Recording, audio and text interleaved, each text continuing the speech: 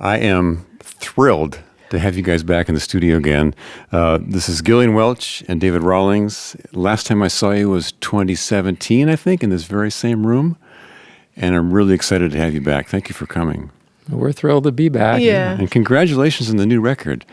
Yeah. Thanks. It's called Woodland Studios. And I know you've told this story a million times already about the studio and everything, but I'm curious about how this all happened. The album is about the studio. It's about the life of the studio and the songs and...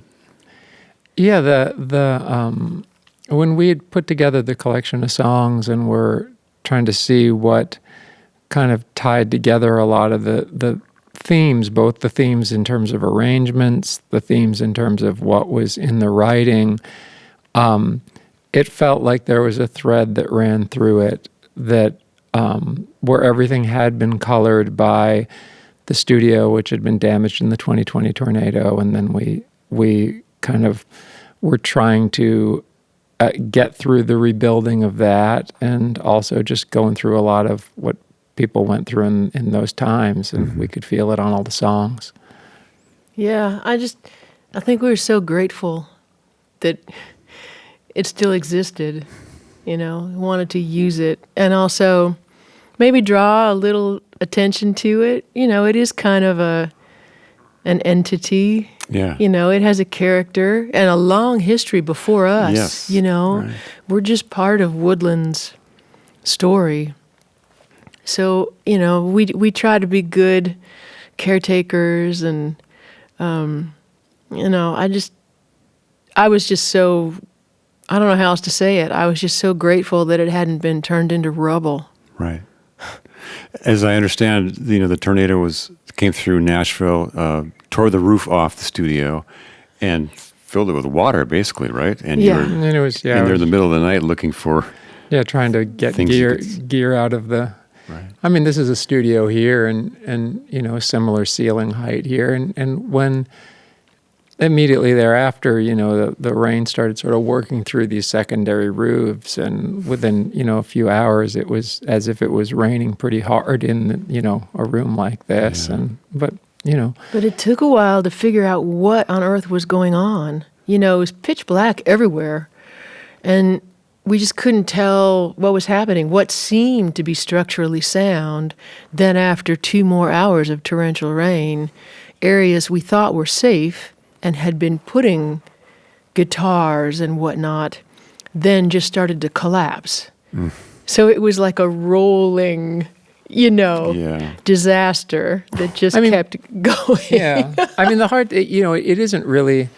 I mean, it wasn't, the record wasn't set out. The songs weren't written about that specifically. It was just when we were thinking about a title, it felt like after 5 years in one place, spending however many hours a day I was there rebuilding stuff, 14, 16 hours, it just felt like its stamp was on everything. Yeah. And so we put the stamp on the front of the record. So the tornado happened in early March of 2020, and then we had the pandemic. Mm-hmm. Did you ever feel like somebody didn't want you to release this record? It was really a time. Yeah.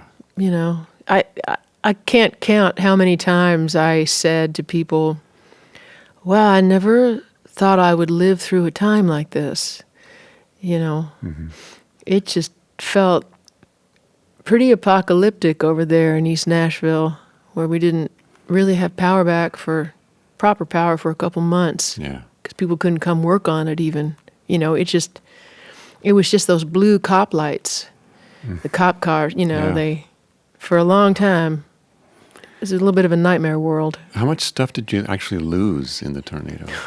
A lot less than we would have if we hadn't been there. We got really lucky. There were some places that weren't, that were going to seem like they were going to stay dry, that we were just moving stuff as fast as we could. And there were 3 of us on site really fast. Mm-hmm.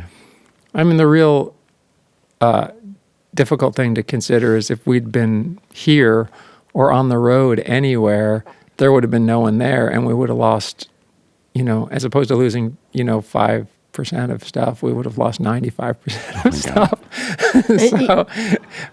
Because we moved everything. Yeah. I mean, it was breaking down, and it was just a real it was sort of a race against the clock, and we just kind of miraculously stayed ahead of it. I mean, we lost some mics that got wet. There are some things that didn't recover or didn't get through the drying out of the building, just things.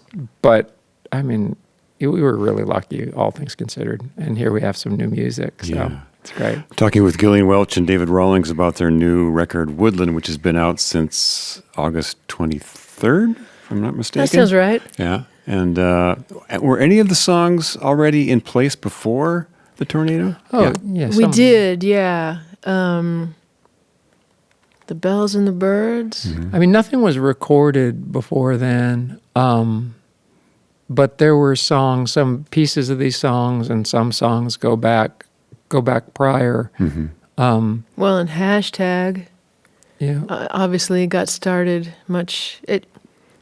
it's at least partially about Guy Clark. Right. He amongst passed away other in things. 2017, I think. That sounds right. So, of course, that song got started really that week and then just sat, Mm-hmm. You spent some time with Guy Clark. Played some gigs with him. And yeah, he took us out opening for him before we even had a record out. Man.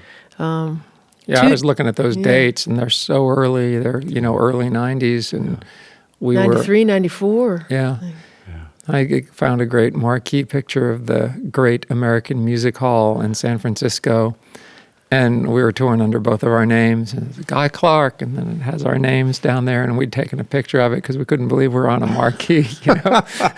I mean, he was. Yeah. We had the same booking agent, and he was fond of us. And I mean, I think he really had that in him, the desire. And so many people around Nashville know this young songwriter. He did mentor people, and he just took us out there and showed us the ropes. Yeah, right. Yeah, it was really our first kind of glimpse of what life really was like out on the road as a singer-songwriter. And to learn from Guy Clark, of all people. Yeah. Wow. It was wonderful. Wow. And he just those early people we were lucky to be around, to open a couple shows for Townes Van Zandt, or to have been friends with John Hartford and play with him a bunch, or to get to know Norman Blake, or I've seen, Matt Vassar Clemens. These are people you hope you're... and Nashville Bluegrass Band, Nashville. Oh, and Emmylou and all these people. These are all the people you're just trying to live up to, still and always. When we moved to Nashville, it was just like my record collection walking around town every day. Honestly, it was ridiculous. And it was a small town. It was a small town. And you moved there right out of Berkeley, right? Yeah. 92. 92. Yeah. Wow. You see a little pickup truck go by on the way to Compton's Market. It's like, Townes is going down there to buy some, Can't believe it. And you knew everybody's car. You knew everybody's car, so you'd see it. Oh, there goes Townes. Hey, man. You all lived in a band house, too, I suppose. Yeah. This is the first record in quite some time with both your names on it. I don't think of it that way. I mean, I always think of all your stuff together, even the solo stuff, as being the two of you. So that's how we think of it too. Yeah. That's kind of why we finally went ahead and did it. I mean, thus far we just kind of put the name on the record for whoever was singing lead. Right. But we really tried to split it on this, and for the first time, well, maybe not the first time, but have some proper duet songs where we're sharing. Lead within one song. I think, and somebody else mentioned it in an interview that I read, but there was times when I couldn't tell who was singing lead because your voices blend so well together. That's funny. That does happen. And the way you guys play, I just have to say, this is from a listener, I just love the way you play together because you highlight each other so well. You fill in the gaps, and I always picture a flock of birds, and sometimes they're going this way, and then all of a sudden they go together, and then they do this, and the way you guys fill in each other's vocal lines and guitar lines, it's incredible. I mean, there's a true, I know that whenever we're arranging things or when I'm thinking about how we put it together, there is always a visual component. Like as soon as I see something the way the sounds are being made, and I can just see a landscape or something, then I know we're close to where we want to be. Yeah. And that should happen as soon as you start the song. I mean, if it just sounds like two guitars, you're not really... Yeah. I feel like if it takes you to a different space or really changes your impression of the space you're in, that something's happening. Yeah. You know, we're sort of doing our job. Wow. I'm just so excited you guys are back here, and congratulations on this new record. Thank thank you. I wish you all the best. I'm with Gillian Welch and David Rawlings. Paul Kowert was here. Yeah. Thank you so much for coming. Well, thanks for having us. Yeah. Thanks. The Current is public media made possible thanks to member support.